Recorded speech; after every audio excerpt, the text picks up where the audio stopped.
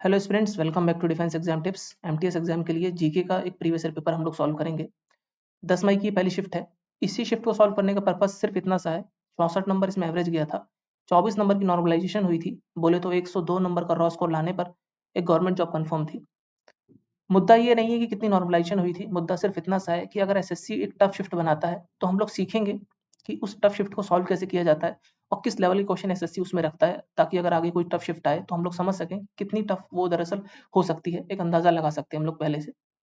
जो लोग मेरे चैनल पर पहले से थे उनको पता होगा, नेवी एमआर की जब मैं तैयारी कराता था तो मैं प्रैक्टिस टेस्ट बहुत सॉल्व कराता था एक ब्लॉग के माध्यम से, वेबसाइट के माध्यम से।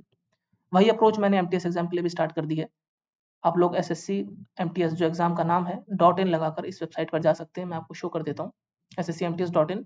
यहाँ पर जाके आप लोग प्रैक्टिस टेस्ट दे सकते हैं। पहले मैंने जीके का प्रैक्टिस सेट अपलोड कर दिया है, फ्री ऑफ कॉस्ट है, कोई रजिस्ट्रेशन नहीं करना। आप जाकर इसमें ट्राई कर सकते हैं कि कितना आपका प्रिपरेशन है, कितना आपने याद किया है। बिकॉज पूरा एमटीएस में सारा गेम याद करने का ही है। बोले तो जीके वाले सेक्शन में सिर्फ जितना मगअप आप कर सकते हो, तो उसको जितना आपने याद करा है उसको एक प्रैक्टिस टेस्ट के थ्रू टेस्ट करने के लिए आप SSCMTS.in पर जाकर इसको दे सकते हो। ये फ्री ऑफ कॉस्ट है। सो आप इसको देना चाहो तो दे सकते हो। एमआर में मैंने ये अप्रोच करी थी, बहुत ज़्यादा बेनिफिट हुआ था। ज़्यादा से ज़्यादा कोशिश करेंगे एग्जाम से पहले मैं आपको सॉल्व करा दूँ। ये पहला सेट है तो अकॉर्डिंगली मैं अपलोड करता रहूँगा। पहला क्वेश्चन हम लोग देखते हैं। ये टफ शिफ्ट थी, इसको मद्देनजर रखते हुए अभी आपको नहीं पता टफ है, लेकिन आगे आपको जब क्वेश्चन आएंगे तब आपको समझ आएगा कि दरअसल कितनी टफ शिफ्ट थी ये थी। मेजर प्लांटेशन जो है वो विश्व के किस इलाकों में पाए जाते हैं। जो प्लांटेशन वाली खेती होती है आपको पता होता है, जिनका जेस्टेशन पीरियड बहुत लंबा होता है, जैसे कि पाम हो गया, रबर हो गया। ऐसी खेती अंग्रेज लेके आए थे। ये जितने भी साउथ ईस्ट एशिया के देश थे, जैसे कि इंडोनेशिया है, भारत है अपना, मलेशिया है, तो वहाँ पर ट्रॉपिकल इलाकों में दरअसल पाई जाती है। तो थर्ड इसका राइट आंसर है। डायरेक्टली हिट क्वेश्चन था ये, आसान क्वेश्चन था। अगला सवाल है, 2011 में सबसे ज्यादा उस दशक में पॉपुलेशन ग्रोथ रेट किस राज्य में देखने को मिली। जल्दीबाजी में बिहार मत टिक कर देना। अगर ऑप्शंस में नॉर्थ ईस्ट दिया हो तो ये थोड़ा सा आपको ध्यान रखना है। नॉर्थ ईस्ट के कुछ ऐसे राज्य, दो ऐसे राज्य हैं जिनमें सबसे ज्यादा, एक हुआ था जिसमें सबसे ज्यादा ग्रोथ हुई थी, एक हुआ था जिसमें सबसे कम ग्रोथ हुई थी। सबसे ज्यादा मेघालय में देखने को मिली थी, इसलिए बिहार पे टिक मत कर देना। इस बात का बहुत ध्यान रखना अगर ऑप्शंस में नॉर्थ ईस्ट के दिए हों तो। इस छोटी सी बात को ध्यान रखना। मेघालय इसका राइट आंसर। जब सेंसस 2011 पढ़ोगे, जो कि हाई प्रोफाइल टॉपिक है, बहुत हॉट टॉपिक है, हर साल इसे सवाल आते हैं। अभी 2021 में होनी थी, हुई नहीं सेंसस, तो इसी से सवाल इस साल भी बनने के चांसेस हैं। तो ऑप्शन नंबर सेकंड इसका राइट आंसर है। अगला सवाल, थर्ड क्वेश्चन आप देखोगे तो ये कन्वेंशनल सोर्सेज से सवाल नहीं आया था, जो हम लोग आमतौर पर पढ़ते हैं वहां से सवाल नहीं था। करंट अफेयर का ये सवाल है, लेकिन इतने करंट अफेयर भी हम लोग नहीं पढ़ते हैं। लोकसभा में कितने सारे बिल पास होते हैं, कौन इतने पढ़ेगा। लेकिन इसको थोड़ा हम दिमाग से कर सकते हैं। नेशनल रेल ट्रांसपोर्ट इंस्टीट्यूट, ये वडोदरा गुजरात में है। इसको यूनिवर्सिटी का दर्जा दिया गया और उसका नाम रख दिया गया गति शक्ति विश्वविद्यालय। पूछा गया किस किस बिल के माध्यम से ये किया गया था। देखो, कंपटीशन अमेंडमेंट बिल तो बिल्कुल नहीं होगा, ये तो कॉमन सेंस आपकी कहती है। एप्रोप्रिएशन बिल आपने पढ़ा होगा, मैंने पढ़ाया भी है कि बजट में ये होता है, कंसोलिडेटेड फंड ऑफ इंडिया से पैसे निकालने के लिए। ठीक है। सेंट्रल यूनिवर्सिटी अमेंडमेंट बिल इसका राइट आंसर है। फोर्थ इसका आंसर इसलिए नहीं होगा क्योंकि यूनिवर्सिटी लॉज अमेंडमेंट बिल, जब जितनी भी केंद्रीय यूनिवर्सिटीज हैं उनमें कुछ अमेंडमेंट लाने के लिए, जैसे कि यूजीसी अपना है, इसमें कोई बदलाव लाने के लिए ये बिल पारित किया जाता है। सेंट्रल यूनिवर्सिटी के अंतर्गत गति शक्ति विश्वविद्यालय आता है, जिसको भी यूनिवर्सिटी का दर्जा दे दिया गया है। तो ऑप्शन नंबर थर्ड इसका अप्रोप्रिएट आंसर है। कॉमन सेंस से सवाल हो सकता था। प्रधानमंत्री उज्ज्वला योजना, मैंने अभी आपको पीछे ही बताया था कि पहल स्कीम जो है, अभी क्वेश्चन हम लोगों ने देखा था रिजल्टली एक जीके एक मॉक टेस्ट में, प्रीवियस पेपर में, कि पहल स्कीम जो है वो कौन सी मिनिस्ट्री देती है, तो मिनिस्ट्री ऑफ पेट्रोलियम देती है। ये पहल स्कीम से होता क्या है कि आपके खाते में सब्सिडी जो होती है गैस सिलेंडर की, वो मिल जाती है।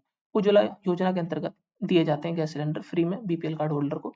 2016 में स्कीम लॉन्च हुई थी। मैंने आपसे ये भी कहा था, मोदी गवर्नमेंट की जो मेजर मेजर फेमस स्कीम है, मोदी गवर्नमेंट फर्स्ट और सेकंड, 14 और 19 में जो गवर्नमेंट आई थी, अभी के तो ज़्यादा लॉन्च हुए नहीं है, तो उनको आप प्लीज़ देख लेना, क्योंकि ये फ्री में आपको 3 नंबर दे के चले जाएंगे। तो प्लीज़ इतना एफर्ट मार लेना। स्टेट लिस्ट, राज्य की सूची में इनमें से कौन सी चीजें आती है। Banking, port, agriculture, railway. आसान सा सवाल है, एग्रीकल्चर आता है। लेकिन आप ये देख लेना कि जो शेड्यूल होते हैं, भारत में अलग अलग शेड्यूल है, उस किस शेड्यूल में, शेड्यूल 1 2 3 4 5 6 7 8 9 10 11 12, किस शेड्यूल में कौन सी चीजें आती हैं, तो हो सकता है कि शेड्यूल से सवाल बन जाए। तो इस चीज का आप लोग ध्यान रखना कि state list, central list, union और कॉन्करेंट लिस्ट, इसका जिक्र किस शेड्यूल में हो रखा है। इससे क्वेश्चन बन सकता है, क्योंकि ये तो आसान सवाल था, हो सकता था। अभी तक देखा जाए तो केवल एक ही सवाल है जो टेढ़ा मेढ़ा आया था। सेकंड सवाल भी टफ था, क्योंकि बच्चे यहाँ कंफ्यूज होकर गलती कर सकते थे। तो दो सवाल जो थे टफ थे। अभी 5 में से 2 सवाल ही कंफ्यूजिंग आ गए। देख सकते हो आप इसका लेवल। ये बजट से क्वेश्चन आया था, और अगर आप थोड़ा सा एफर्ट मारकर नंबर थोड़े लेना चाहते हो तो प्लीज बजट पढ़ लेना। इस साल का बजट आया हुआ 2024 का, इसको भी जरा देख लेना, मेजर मेजर स्कीम कौन सी है। निक्षा पोर्टल का वहाँ पे बात हुई थी, राष्ट्रपति द्रौपदी मुर्मू ने प्रधानमंत्री टीबी मुक्त योजना के अंतर्गत निक्षा पोर्टल को लॉन्च किया था। उसमें कहा गया था 2025 तक जो है टीबी को एलिमिनेट कर देंगे। काफी हद तक भारत में एलिमिनेट हो भी चुकी है, तो 25 इसका राइट आंसर है। आनंद नीलकंठन की पहली नॉवल का असुरा इसका राइट आंसर है। रिपीटेड क्वेश्चन, आसान क्वेश्चन था। 7 में से ये भी थोड़ा सा मैं कह सकता हूँ बजट से था, तो टफ क्वेश्चन था। 3 क्वेश्चन जो है वो टफ आ चुके हैं अपने पास। अभी देखते हैं कितने टफ क्वेश्चन है 25 में से, तभी अंदाजा लग जाएगा। क्वीन विक्टोरिया ने जो ब्रिटिश टेरिटरीज थी भारत में, उसको किस टाइटल के अंतर्गत क्वीन विक्टोरिया उसकी एम्प्रेस बन गई थी? 1858 में। 1857 में क्रांति हुई थी, पता था आपको, 10 मई 1857 में मंगल पांडे ने बवाल कर दिया था मेरठ में, वहां से फिर पूरी आग लग गई थी और भारत आजादी की तरफ बढ़ चुका था। वैसे पहले भी बढ़ रहा था, छोटे मोटे सन्यासी रेबेलियन और बिरसा मुंडा बहुत सारे लोग कर रहे थे, लेकिन ऑफिशियली जब आग लगी, जो लाइमलाइट में आया, वो 1857 के बाद आया। तो किस एक्ट के अंतर्गत ये हुआ था? गवर्नमेंट ऑफ इंडिया एक्ट के अंतर्गत ये हुआ था 1858 में। और 1935 में गवर्नमेंट ऑफ इंडिया एक्ट आया। मैं इसलिए बता रहा हूँ क्योंकि गवर्नमेंट 1858 के बाद इंडियन काउंसिल एक्ट उसके बाद आया, रेगुलेटिंग एक्ट भी उसके बाद आया, उससे पहले भी आ चुका है एक बार, और चार्टर एक्ट तो वो तो बहुत पहले आया जब ईस्ट इंडिया कंपनी के अंतर्गत पूरी थी, और वहां से इंग्लैंड से जब चार्टर आते थे तो उसको चार्टर एक्ट कहा जाता था। ये मैं इसलिए कह रहा हूँ कि जितनी भी जो मेजर मेजर एडमिनिस्ट्रेटिव रिफॉर्म लेके आए, मॉर्लेमेंटो, मॉन्टफोर्ड रिफॉर्म्स, वो सब एक बार पढ़ लेना 1935, इससे सवाल आता है। ये अच्छी थी। मैं एक आसान क्वेश्चन था, मॉडरेट क्वेश्चन था, आसान तो नहीं लेकिन मॉडरेट था, हो सकता था। तो अभी तक 3 ही कठिन सवाल अपने पास पहुंचे हैं। Right to constitutional remedy, high court और सुप्रीम कोर्ट में आर्टिकल 32, आर्टिकल 226 के अंतर्गत हम लोग अपने जो मूल अधिकार हैं उनको लेने के लिए जा सकते हैं। तो आर्टिकल 32 से 35 में इसका जिक्र है, और 32 में सुप्रीम कोर्ट के लिए, 226 में हाई कोर्ट के लिए। आर्टिकल वाइज याद कर लेना, आसान क्वेश्चन था। हीरकुंड, हीराकुंड डैम जो है ये कहाँ पर? उड़ीसा में, सबको पता है, महानदी नदी के ऊपर। महानदी नदी जो छत्तीसगढ़ से निकलती है। ठीक है, ये क्वेश्चन आ चुका है ना कि महानदी नदी किस राज्य से निकलती है? छत्तीसगढ़ था, बिहार था, झारखंड था, आंध्र प्रदेश था, कुछ ऐसे था शायद, तो उसका आंसर छत्तीसगढ़ है। फ्रीडम मेरा जन्मसिद्ध अधिकार है, मैं इसको लेके रहूंगा, ये बात किसने कही थी? बाल गंगाधर तिलक ने, और क्वेश्चन कई बार रिपीट भी हो चुका है। यूपीएससी के चेयरमैन कौन है? डॉक्टर मनोज सोनी, जो कि अब नहीं है, जिन्होंने रेजिग्नेशन दे दिया है, लेकिन क्वेश्चन 2022 में आया था तब मनोज सोनी थे। अब जो लेटेस्ट अपॉइंट होंगे यूपीएससी के, आप जरा उनको देख लेना। ये सब चीजें देख लिया करो कि सीएजी के कौन है, यूपीएससी के कौन है, चीफ इलेक्शन कमिश्नर कौन है। ये जो कॉन्स्टिट्यूशनल बॉडीज होती हैं, ज्यादा नहीं थोड़ी है, ठीक है, इनके देख लेना कौन कौन है।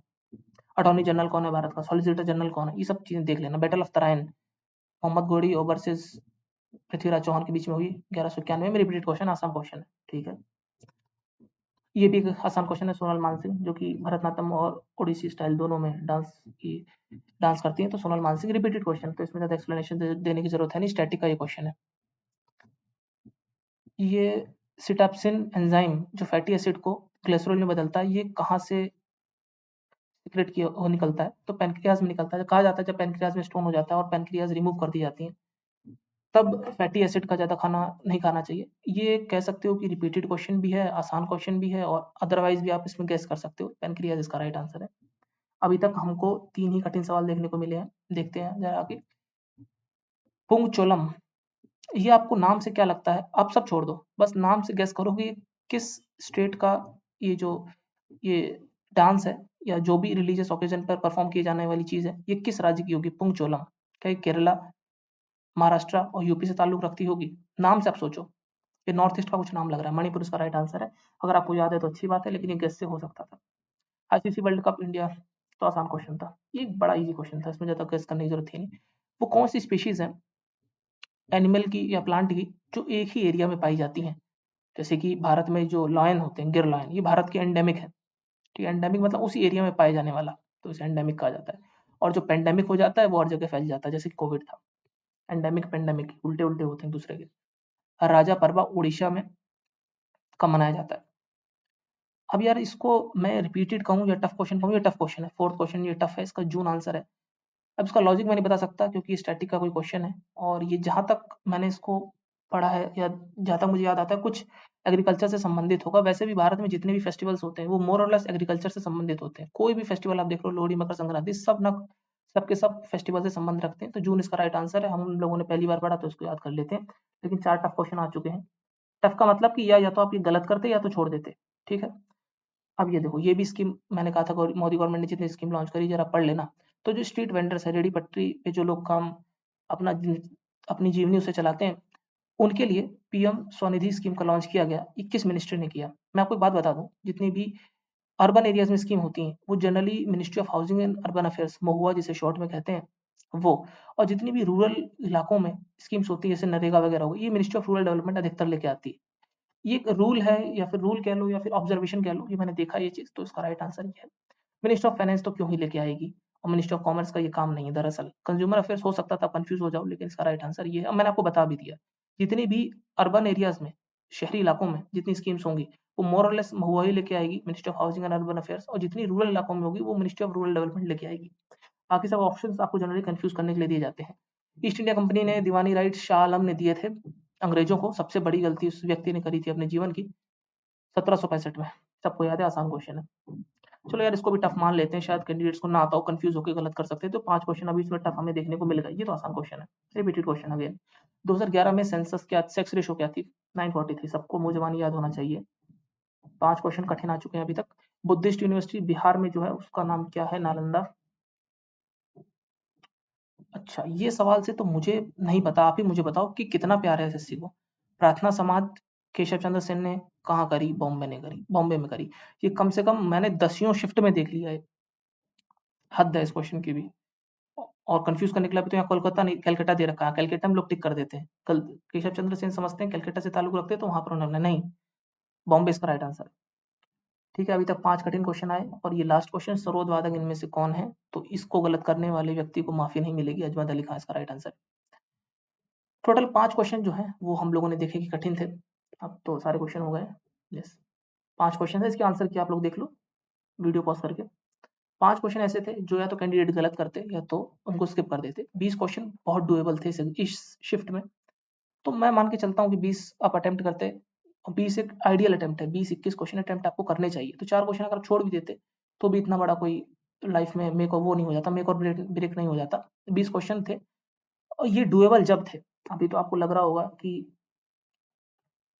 ये टफ शिफ्ट थी, 20 क्वेश्चन आपने बता दिए। ये डुएबल जब है जब आप मेहनत करोगे तब। ठीक है, मेहनत करोगे तब, ऐसे नहीं। प्रीवियस ईयर पेपर्स को पढ़ना है, उनको रिवाइज करना है। जो मैंने आपको ये अप्रोच बताई है sscmts.in, इस वेबसाइट पे जाकर जो आप प्रैक्टिस टेस्ट दोगे, प्रैक्टिस टेस्ट और मॉक टेस्ट में डिफरेंस होता है दोस्त। वो ये कि मॉक टेस्ट होते हैं रैंडम, ये रैंडम नहीं है। जो आपने पढ़ा है, जो आपने पढ़ा है, जो आपने थीम बेस्ड नोट्स बनाए हैं, उन्हीं पर आधारित क्वेश्चंस आपको यहाँ पर मिलेंगे प्रैक्टिस टेस्ट में, ताकि आपकी उससे रिवीजन हो सके। ठीक है, आपसे कोई सुनने वाला तो है नहीं कि आप किसी को क्वेश्चन आंसर सुना रहे हो। ये टेस्ट फॉर्मेट में यहाँ पर आप दे दो, ताकि जो आपने याद करा वो क्वेश्चंस आपको वहाँ मिलेंगे। बार बार दो, ताकि उसमें गलतियां ना हो। अगर गलती हो रही तो उसको लिखो कि ये गलती मेरे इस क्वेश्चन में हुई है। ये रैंडम क्वेश्चंस नहीं है कि मुंह उठा के कहीं से कुछ भी बना दिया। रैंडम क्वेश्चंस नहीं है, बहुत लॉजिक के साथ वहाँ पे क्वेश्चन क्रिएट करे गए। तो प्लीज आप जाके इसको अटेम्प्ट कर सकते हो। एमआर में भी बहुत ज़्यादा कैंडिडेट को हेल्प हुआ था। मैंने लगभग उसमें 100 प्रैक्टिस सेट सॉल्व करा दिए थे कैंडिडेट्स को। एग्जाम से पहले कोशिश रहेगी इस बार में 40-50 आपको कराई दूँ, ताकि जो टफ क्वेश्चंस होते हैं प्रीवियस ईयर के या फिर थीम बेस्ड के, वो आपसे हो जाएं। जैसे डीपीएसपी का क्वेश्चंस आ जाते हैं कई बार, confusing questions. Direct article based fundamental duties के आ जाते हैं, डायरेक्ट आर्टिकल बेस्ड। सीएजी के, सुप्रीम कोर्ट के डायरेक्ट आर्टिकल बेस्ड क्वेश्चन आते हैं, वो सब आपको यहाँ पर मिलेंगे। आप उसको पढ़ के आओ सारे डीपीएसपी के सारे आर्टिकल्स को, फिर उनको अगर कोई क्वेश्चन आता है तो यहाँ पर अटेम्प्ट करो। इसी से आपकी रिवीजन होगी बार बार। इसीलिए मैंने इसका नाम दिया है प्रैक्टिस टेस्ट। मॉक टेस्ट नहीं है, ये प्रैक्टिस टेस्ट है। तो ये थी पूरी वीडियो। आई गेस आप लोगों ने 20 क्वेश्चन तो आराम से कर ही लिए होंगे। नहीं कर पाएंगे कोई बात नहीं, 15 क्वेश्चन भी अगर आपने करे तो कोई बुराई नहीं है। 10 क्वेश्चन भी करें तो कोई बुराई नहीं। दिक्कत बस इतनी सी है, अगर आप इस बात को ना माने कि नहीं मुझे आता है कि नहीं आता, आपको अगर एक्सेप्ट कर लो कि मेरे अभी कम है, आगे चल के इंप्रूवमेंट हो सकती है। अगर मान लोगे कि मुझे नहीं आता है, तभी किसी दिन आ पाएगा। बस इतनी सी बात है। अगर आपने इतनी सी बात को समझ लिया, अगर किसी चीज को मान लिया कि मुझे नहीं आता है या मैं नहीं कर पा रहा हूँ अभी फिलहाल, मान लिया, तो फिर उसमें इंप्रूवमेंट कर लोगे। अगर नहीं माना या डर गए कि हो ही नहीं सकता इस टाइप का, तो फिर यार कुछ भी नहीं हो सकता आपका। बड़ी ही सिंपल अप्रोच के साथ मैं वैसे कराता हूँ। अब चैनल पे काफी दिनों से बहुत सारी वीडियोस आ चुकी हैं। बहुत ही सिंपल अप्रोच है मेरी, कोई कॉम्प्लिकेटेड नहीं, हर किसी को समझ आ जाने वाली, और बहुत ही लॉजिक रैशनल स्कीम है। मेरे बताने वाले तरीके जो हैं वो बिल्कुल रैशनैलिटी पर आधारित है। ऐसे कुछ भी नहीं कि ये कर लो वो कर लो, क्योंकि मैं भी समझता हूँ कोई कैंडिडेट कितना कर सकता है। ठीक है, कहने को तो इंसान कह देगा कि लूसेंट को घोल के पी जाओ, लेकिन अगर उस व्यक्ति से खुद कह दिया जाए कि तुम घोल के पी जाओ, तो वो नहीं पी पाएगा। तो कहना बहुत आसान है, करना बहुत मुश्किल है। सिस्टमेटिक अप्रोच के थ्रू हम लोग चलेंगे, तो आप जाकर यहाँ पर मॉक टेस्ट अटेम्प्ट करना, और आशा करता हूँ कि मुझे काफ़ी अच्छा रिस्पॉन्स देखने को मिलेगा। कैंडिडेट अच्छा स्कोर इसमें करेंगे। मेरे पास एक्सेल शीट में सारा डेटा आ जाएगा कि आप लोगों ने कितना इसमें स्कोर करा, और कोई आपको लॉगिन वगैरह करने की जरूरत नहीं, कुछ भी नहीं डालना, डायरेक्ट जाकर टेस्ट देना, खत्म। ठीक है, मिलते हैं अगली वीडियो में। कोई डाउट हुआ कमेंट बॉक्स में बता सकते हैं। तब तक के लिए गुड बाय, जय हिंद।